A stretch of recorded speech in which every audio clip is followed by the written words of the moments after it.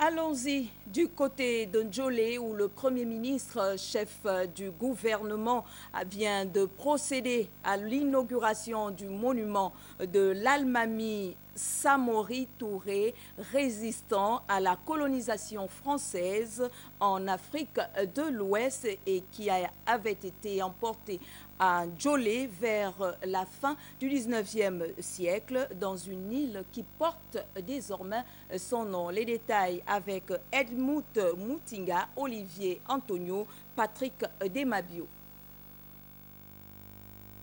Njolé, capitale du tourisme et de la culture, à l'occasion de l'inauguration du monument de l'Almami Samori Touré. Pour la circonstance, Njolé reçoit du monde. D'éminentes personnalités du Gabon, de la République de Guinée-Conakry et des représentations diplomatiques accompagnées d'importantes délégations, notamment les descendants de Samori Touré et la présence massive de la colonie des femmes guinéennes. Après le mot de bienvenue du maire de Njolé, Michel Egué, le ministre en charge des Travaux publics et du tourisme, Emmanuel Jean-Didier Billet, situe l'événement dans l'exigence de la politique du gouvernement en matière de tourisme. L'idée est de faire du Gabon une véritable plateforme touristique en Afrique.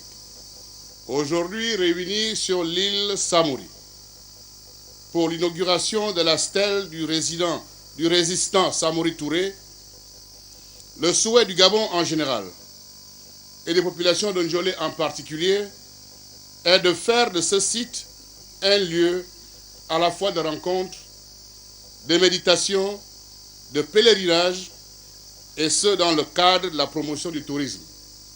Pour l'histoire et la carte d'identité de Samori Touré, le ministre guinéen de la Culture, des Arts et du Patrimoine historique est revenu longuement sur les temps forts et qualités de l'illustre résistant à la colonie française. L'Almami Samori Touré fut l'empereur de Wassoulou, né en 1830 à Maniamba-Ladougou, en République de Guinée. Il fonda l'empire de Wassoulou en 1861 qui comprenait, en plus de la Guinée, les actuels territoires du Mali, du Sénégal, de la Côte d'Ivoire, du Libéria et de la Sierra Leone. Son armée forte de 35 000 hommes, organisée en peloton et en compagnie.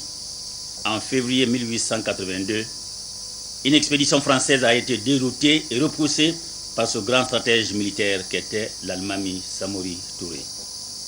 Il remporta une grande victoire à Dabadou en 1891 contre l'armée coloniale française. Malheureusement, coupé de sa source d'approvisionnement en armes par les Britanniques, soucieux de respecter la Convention de Bruxelles de 1890, nécessaire à l'éradication de l'esclavage des peuples noirs, et par la défaite de son allié, le roi Babemba Traoré de Sikasso, Samori comprit que l'armée coloniale allait lancer une offensive de grande envergure contre lui. Il fut ainsi capturé au petit matin du 29 septembre 1898 à Guélémou par le capitaine Gouraud et déporté au Gabon où il mourut en 1900 des suites de pneumonie. Avant de terminer, le ministre guinéen a insisté sur le poids de l'héritage de Samori Touré au peuple frère du Gabon et de la Guinée-Conakry.